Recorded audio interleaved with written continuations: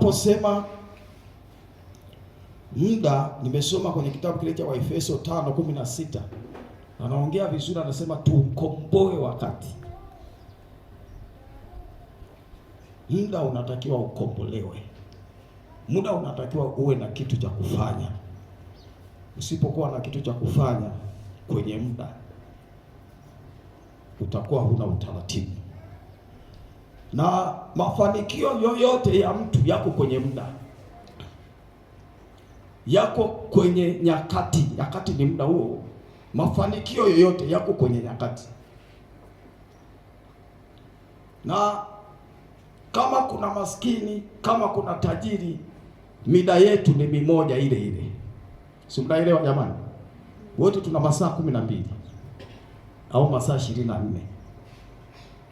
Sawa sawa. Kinachotofautisha kwa nini mtu awe maskini mwingine awe tajiri na muda ni ule ule tuliopewa ni nini?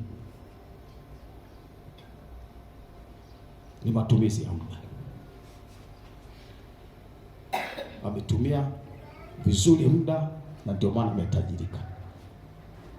Ametumia vibaya mtu muda, ndio maana maisha yake ya kubangaiza. Shida hakuutumia vizuri muda. Masaa yale yale.